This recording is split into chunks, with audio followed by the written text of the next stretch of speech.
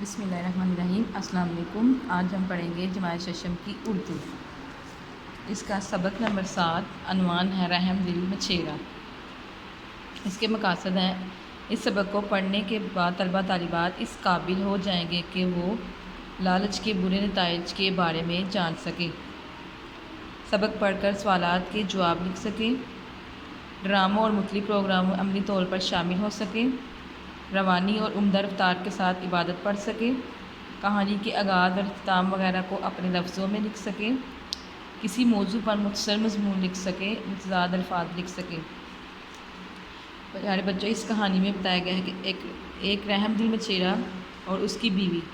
مچھیرا بہت رحم دل ہوتا ہے اور بیوی جو اس کی بہت جھگڑالو اور لالچی ہوتی ہے۔ اس کی بیوی کے دل میں بہت زیادہ لالچ ہوتا ہے۔ وہ اپنے خاوند کو روزانہ کوئی نہ کوئی نئی فرمائش کرتی ہے کہ میری ہر خواہش کو پورا کرے۔ مچھیرا جو ہے وہ اس کی ہر فرمائش کو پورا کرتا ہے، لیکن اس کی بیوی کے دل میں دن بہ دن لالچ آ جاتا ہے اور وہ ایک دن لالچ میں آ کر اپنا سب کچھ کھو بیٹھتی ہیں۔ اس لیے ہمیں لالچ کبھی نہیں کرنا چاہیے، لالچ سے بچنا چاہیے۔ اب ہم اس سبق کی پڑھائی کریں گے۔ پرانے زمانے کی بات ہے کہ کسی گاؤں میں ایک بوڑھا مچھیرا رہتا تھا۔ وہ بہت نیک اور رحم دل تھا۔ گاؤں میں کسی کو بھی ضرورت پڑتی تو بوڑھا مچھیرا اس کی مدد کو پہنچ جاتا۔ گاؤں کے سبھی لوگ اس سے بہت خوش تھے۔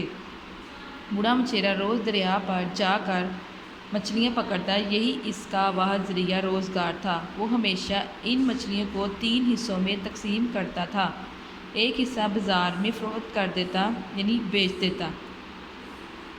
دوسرا گاؤں کے لوگوں میں بانٹ دیتا۔ بانٹ دینا کا مطلب ہوتا ہے تقسیم کرنا۔ اور تیسرا حصہ پکانے کے لیے اپنے گھر لے آتا۔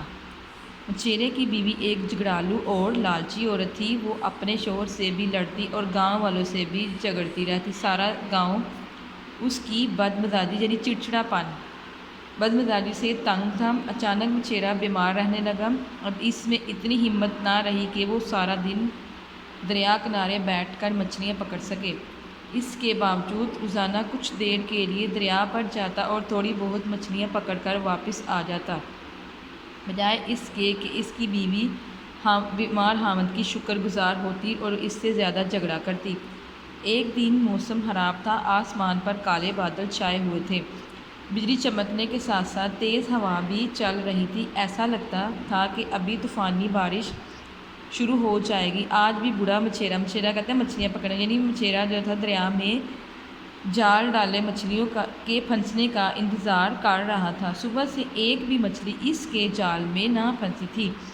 آخر وہ مایوس کا معنی ہوتا ہے نا امید ہو کر جال سمیٹنے لگا کہ اچانک ایک سنہری مچھلی اس کے جال میں آ پھنسی۔ وہ اس نہایت خوبصورت اور منفرد مچھلی کو دیکھ ہی رہا تھا کہ وہ مچھلی بولنے لگی۔ بوڑھے مچھیرے، مجھے چھوڑ دو، مجھ سے تمہارا پیٹ کیا بھرے گا؟ میرے گھر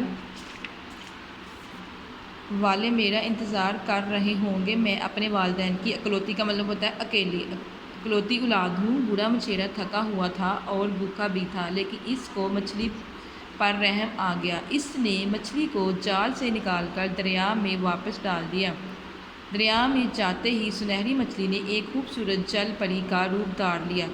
اس نے مچھیرے سے کہا، اے نیک دل مچھیرے، میں مچھلیوں کی رانی ہوں، تمہاری رحم دلی مجھے بہت پسند آئی۔ جب کبھی تمہیں کوئی ضرورت ہو، دریا کے اسی کنارے آ کر مجھے پکارنا، میں ضرور تمہاری مدد کروں گا۔ اس کے ساتھ ہی اس نے مچھیرے کو بہت سے تحفے اور کھانا دیا۔ بوڑھا مچھیرا تحفے اور کھانا لے کر خوشی گھر آ گیا اور سارا ماجرا ہوتا ہے قصہ، اپنی بیوی کو سنا ڈالا۔